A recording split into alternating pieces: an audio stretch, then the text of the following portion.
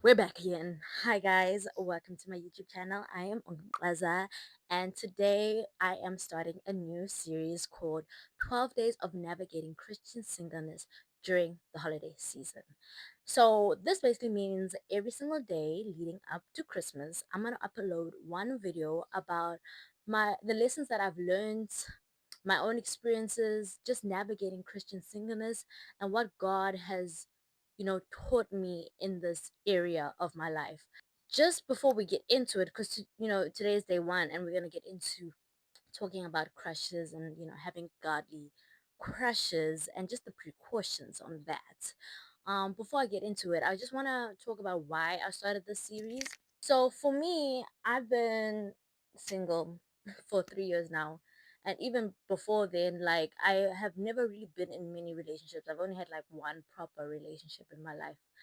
And all the time, when it comes to Christmas time, I grew up Christian. I love Christmas. Christmas is my favorite holiday of the year. But always when it comes up to Christmas time, I always have this look around. Like, now I'm in my mid 20s and everyone around me is like getting engaged, in a relationship, getting kids, moving in together, all of that stuff, right? So these past few years, navigating Christian singleness has been very hard around the Christmas season because I relate Christmas to romance. Like, I grew up watching most of the Christmas movies, even though it's about Christ. Christmas is always about Christ, but a lot of the Hallmark movies, a lot of the Christmas movies you see on Netflix or Disney or whatever it may be, you just see like the romance aspect of it.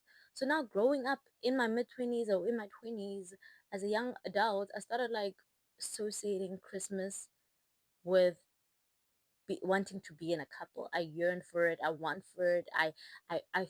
Think it's more romantic. I think Christmas is more romantic than Valentine's Day. And during these experiences of doing it, it just hurt me every time of this year because it's like I review my dating rap or review my year, and I'm just like, damn, I haven't been with anyone in terms of like no one has courted me, no one is dating me properly. The dating pool is terrible, and I just started like devaluing myself because I felt like I wasn't where everyone else was by this time of the year in regards to a relationship. But the shift came in just this year where God really was speaking and pouring into me and telling me that this is the most important time of my life. Christian singleness is the most important time of your life because you have no responsibilities. Meaning, yes, you have responsibilities over yourself, but you have no responsibilities.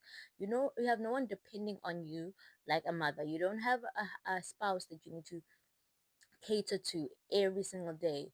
You are literally discovering yourself right now, here in this moment, and discovering what you like, what you dislike, what God is doing in your life, and the purpose God has called you to.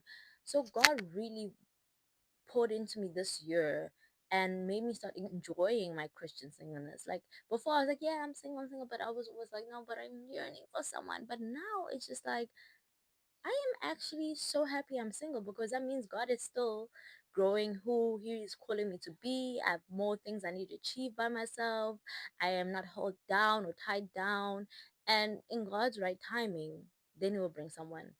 But I know there's so many other women who are also facing this time of the year where it's just like love all around. Your family members are asking, when are you going to bring a man home? Or, your friends are all dating or in a relationship, and you may feel like I'm alone.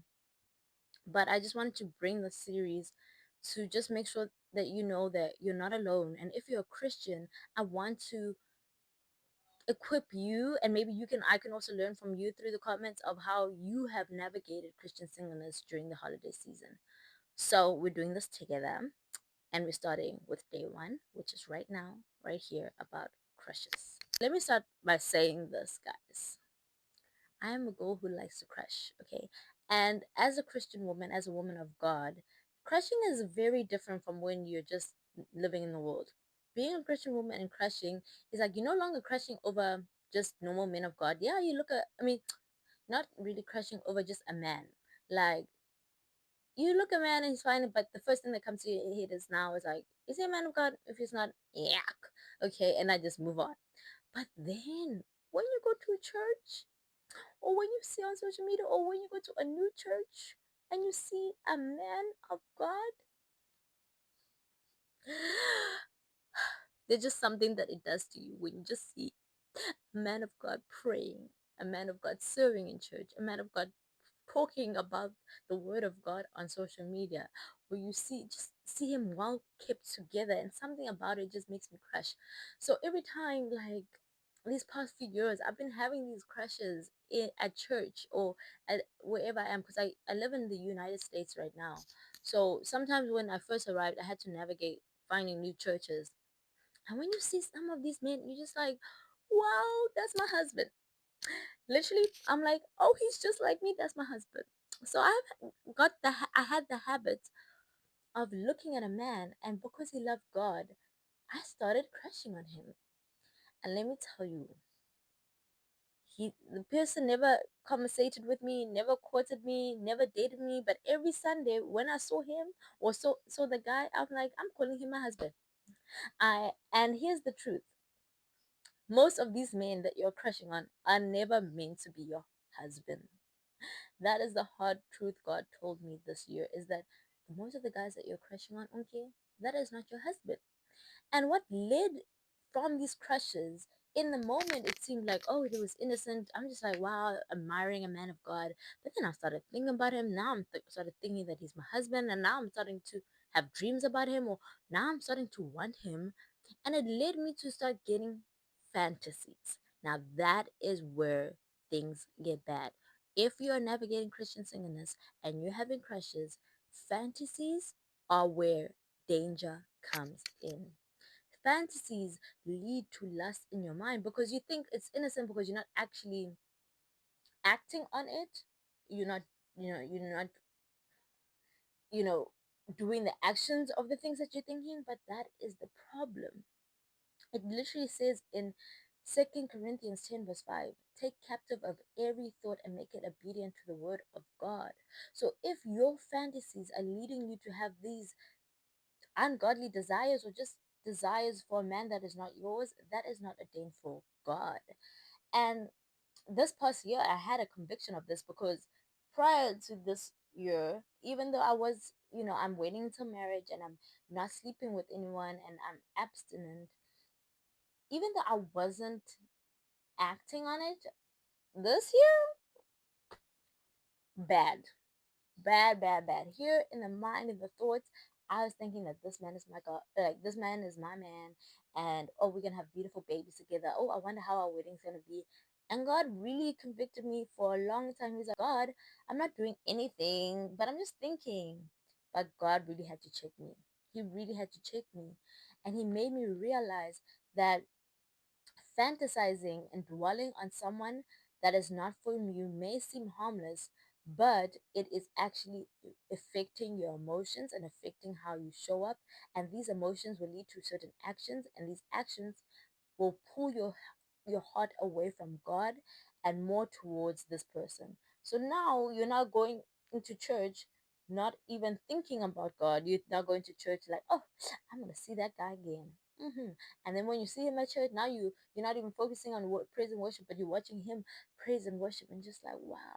So now it's distracting your eye from the Maker towards the guy that is God has not ordained for you. Don't let your imagination lead you to idolizing a person. I repeat that again. Don't let your imagination lead you to idolizing a person. Now I have a huge testimony, but I'm not gonna share it now. I'm gonna wait until God tells me when to share it on like what how idolization actually led me to being mentally unwell. Okay, that's a video for another day. Maybe I'll post it next year. I don't know when God tells me. But from my experience, I think in 2024, I had a hectic experience where I started having a crush on a person that I liked their characteristics, I liked their values, I saw them online, and I liked it so much that I started like consuming their content every day. I started watching them every day. My eyes were no longer focused on God, it was like focused on this person, and now praying to God about this person, and I want this person, and all of this stuff. That was my prayer every single day. and it led me to start idolizing the person and drifted my heart away from God, in the sense that I was still going to church. Me, I love me some Jesus. I love me some God. I will never like not go, but it was just my motives were now praying to God about this person instead of praying to God about what He's doing, helping me to grow as a person, helping me to release sin or whatever it was. It's more about every single time I'm just like thinking about this person, and that led me to where God really had to beat me out of it, because He's like, stop these fantasies. It's destroying your your mind. It's that person is not for you. And now, cause thank God of what happened to me this year. Now, when I see a man of God and I see a crush, my first thing is not about like, oh, he's my man, he's my man, he's my man. My first thing is like, I gotta give it to God. Okay, I gotta give this crush to God, pray about it, and then I will see. And I think there was recently, I even posted on my Instagram story. If you don't follow me on Instagram, follow me at onks, ONKS_M.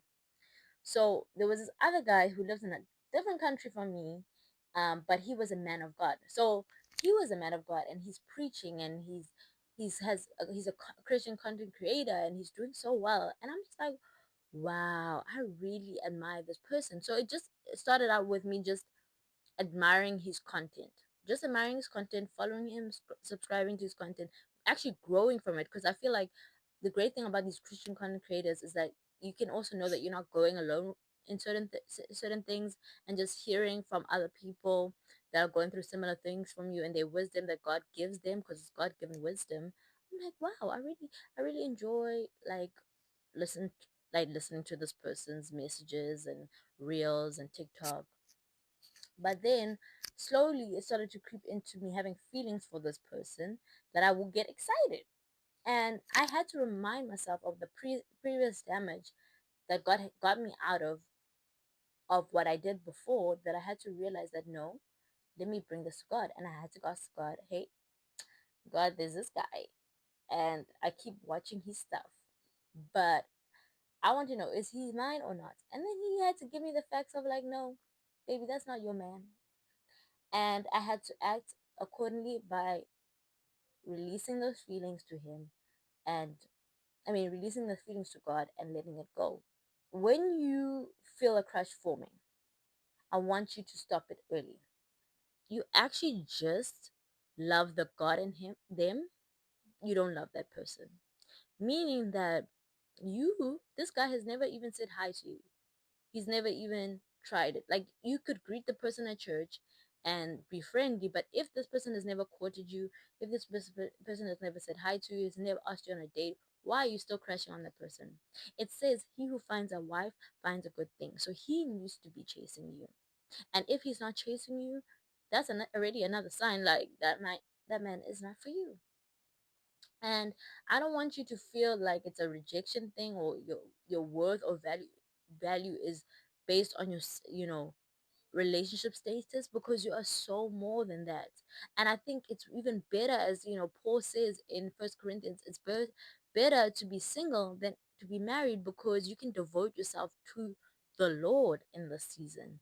As in, married people have to devote themselves to each other and to God and to their kids and the other responsibilities. But you, as a single person right now, you can devote yourself to the Lord. So when the person or crush comes, I want you to not idolize that person or stop fantasizing, because I know, like, as Christian women, we think it's harmless because we're not really acting on it, but it is harmful. It's harmful to your perception of that person. It's harmful to what God is even doing in your heart, and the feelings that are not even aligned with his will for your life. So now you're having feelings that are not even aligned for your will, or the feelings that are not even aligned to who God is actually preparing for you. You know what I mean? So navigating this Christian crushes, especially when they're godly men, I have like steps that could help you in this, because as much as I'm sharing my experience and the lessons that I've learned and talking about it, I want you to actually, now that I've shared this with you, and now that you know, I want you to have practical steps that you can take from today and throughout this during this holiday season, as you navigate this, single Christmas season in December, I want you to have practical steps.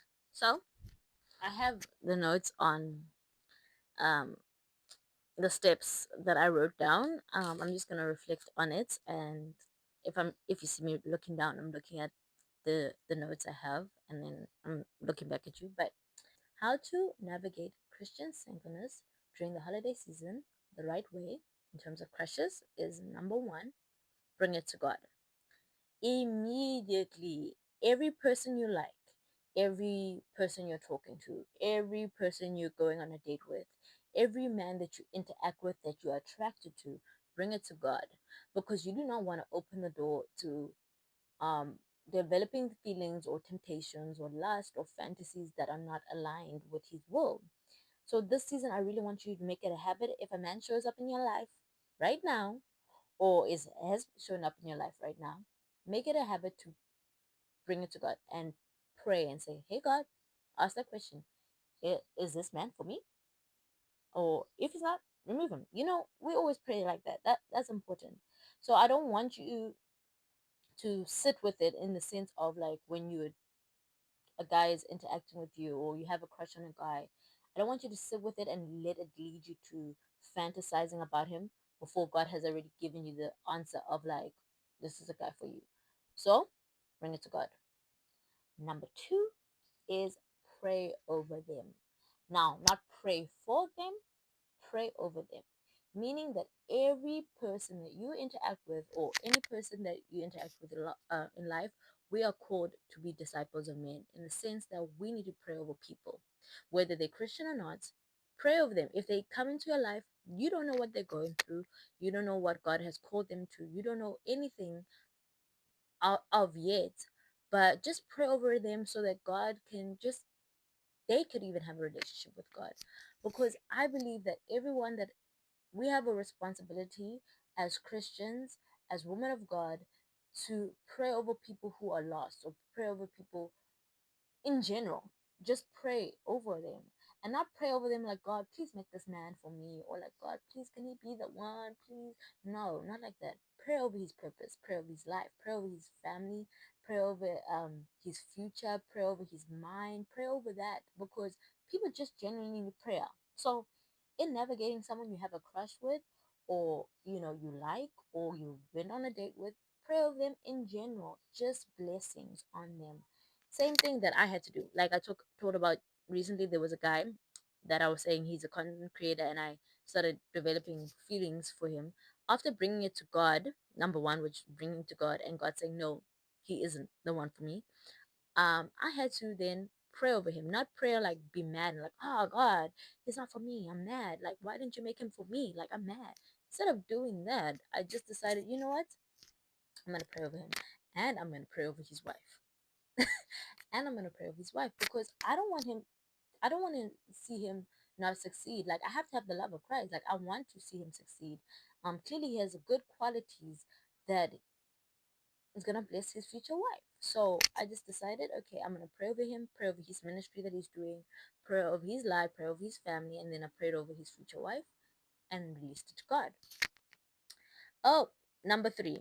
Okay, so I think number three and number one like should be together, but number three is ask God for clarity. So ask God for clarity um in the sense of, after like you brought this person to him, you prayed over them just in general, not for God make him for me, but just prayed over them. Ask God for clarity in the sense that he may show you clearly if they're for you or not. So some in my case, like, I wasn't for me, but in some cases, like, I could be for you, but you want clarity on it. So it could be clarity in the sense that you prayed over him, you brought him to you brought it you brought him to God. Now you want clarity. I want you to actually clearly show me he's for you. And God could do this in many ways, where after you've greeted this person, you've been friendly to him in church, then the guy then eventually is now making the effort. Then the guy then asks for your number. Then the guy asks, then takes you on a date. Then the guy then courts you properly and then leads you purely, not lustfully, that he waits until marriage, that he doesn't pressure you into things. Things like that will show you clarity of if that guy is for you, that he leads you to Christ and not leads you to the bed. So just pray for clarity, that God shows you the signs, that this guy is for you. In my case, he showed me that it wasn't, and the clarity was there because he said another clarity of how you can know he's not for you is like, has he has he talked to you? Are you guys in the same place? What is the basis of this? Like, is it the basis of, oh, you just looking out of the eye, or is it the basis of he actually has done something? And my basis is like, I have not met this man. We live in two different countries. He don't know my name. He don't know I exist, and I'm not supposed to be DMing him, and I'm not supposed to be finding him. He needs to be finding me. So there is no basis. That's the clarity I need. Thanks God, I got the clarity. Then number four is pray the feelings away. So I think if he is for you, then pray for the feelings to be pure, in a sense that you do not rush love before its time, as it says in, oh, it actually says that in Songs of Songs 8 verse 4, it says, listen to this. It says, promise me, O woman of Israel, not to awaken love until the time is right. So when I'm saying number four, pray the feelings either away or for it to be pure, is that don't pray to God that you do not awaken something that is before its time. If he has given you the clarity that, yeah, this guy is for you, ask him and pray that he allows you to not rush into things, allows you to calm your emotions, to be clear minded, to sound minded, and to just make this relationship pure. Now, pray feelings away is the hard part, and that's what I have had to do. Is I had to, after getting the clarity, after bringing it, getting the clarity, praying with the person, I just had to pray the feelings away, because now I don't want to hold on to something that is already, God has said no, that guy is not for you. Like, stop thinking about him. So I had to just say, God, you've given me the clarity. He's not for me. Help the feelings go away. And another thing is, in order to make those feelings go away, it leads me up to number five, which was create distance. Now, my case is like number five was create distance. Number five, in your case, if God has confirmed yes, it's for you, is create a relationship with him that is Christ centered. Okay, meaning your closeness with that person should not be a physical closeness, it should be a spiritual closeness, in the sense that you need to be on the same place with your values and your relationship with God, and knowing that this person can, you guys can be equally yoked, right? Be equally yoked. Maybe create that relationship, Christ centered relationship. So number five, make that a Christ centered relationship, making sure that you guys are equally yoked. Now, for someone who's gotten the confirmation that is not it, create distance. Now that you pray the feelings away, I had to, in my experience, had to unfollow the person. I had to stop looking at the content for some time. In the sense that I knew that every time I was looking at his content, I wasn't getting excited now to hear the word of God. I was excited to hear him talk about the word of God. And so I had to unfollow him because these things kept popping up. I had to unsubscribe. And first of all, it's not like I'm not supporting him. I prayed over him. Remember, I prayed over him. I prayed over his success.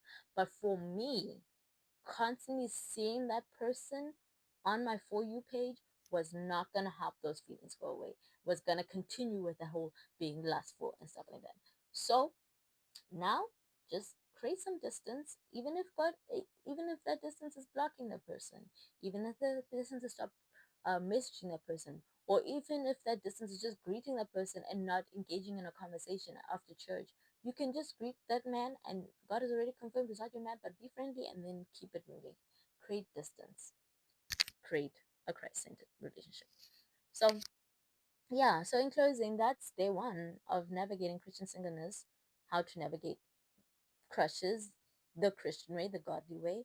And I just hope that through this practical tips and my experience, or what I've learned, that it can help you during this, holiday season, as you navigate um, being in December, a time where it's about Christ, number one, because Christ is the reason for the season, but also where you see other couples around.